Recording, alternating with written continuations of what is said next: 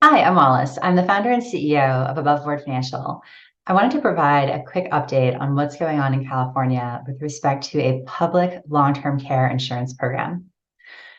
Before I dive into California, I wanted to step back and share a quick recap of what already happened in Washington State. Washington State was the first state to do this, and so far the only state to complete doing a program of public long-term care insurance. So in Washington State, the way it works is that there is a payroll tax set at 0.58% of W-2 income, and that finances a public long-term care insurance plan. That insurance plan offers a maximum benefit of $36,500 or $100 a day per eligible insured person. Now, that benefit pool, which is the 36,500, is set to grow over time, roughly in line with inflation. But because that payroll tax is unlimited, also called uncapped, what that did is it created an incentive for people who have higher incomes to go take advantage of the exemption that was offered in Washington State. Washington State's legislation said, if you prove to us that you have a private long-term care insurance policy that's dated by a certain date, then we will consider you as eligible for an exemption and you won't have to pay the payroll tax. Many high earners avail themselves of that option and have their own private coverage and are not participating in the public program. Now, let's go back to California. The California Task Force came out with a report at the end of December 2022, and they lay out 5 different programs. If you think of program 1 as being the least expensive and the lowest benefits, and program 5 as being the most expensive and the highest benefits, option 3 is what's inspired by Washington State.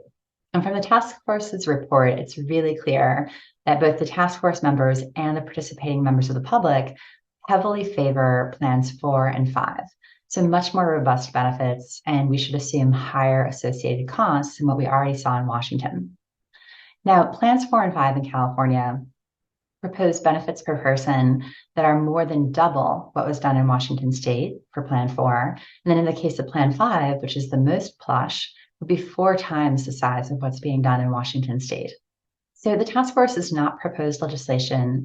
It's an exploratory report that's really setting up for future proposed legislation. So it's not as clear even as, say, proposed legislation in my home state of New York, where you can read it and at least understand what's currently proposed.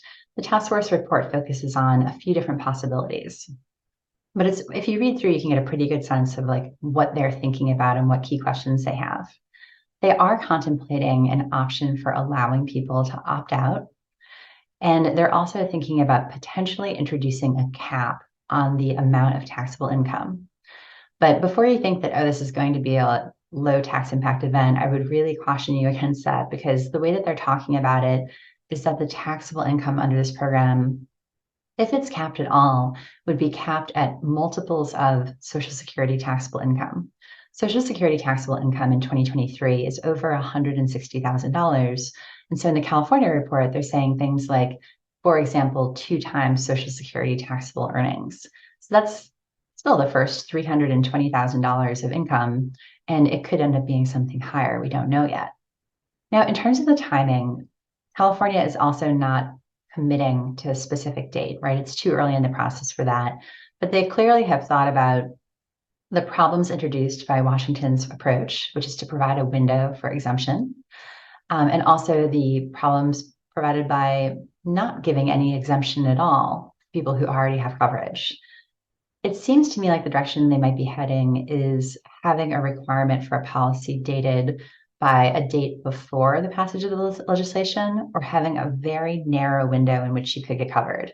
And we know from experience here at Above Board that that window in Washington was so incredibly chaotic because the carriers are just not equipped to handle that sort of volume in a short period of time, that you really don't want to be trying to get covered in a scenario like that. It's much better to just take care of it in advance.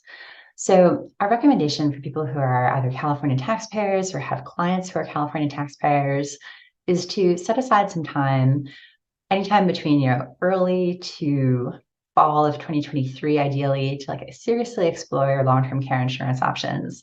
It's a good thing to do generally, and taking care of it in 2023 may increase the chance that regardless of how the specific legislation ends up being articulated, that you can choose the terms under which you're covered in a way that really makes sense for you and your situation and goals.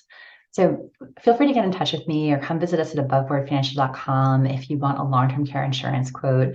We can start looking at your options for you, and we look forward to helping you.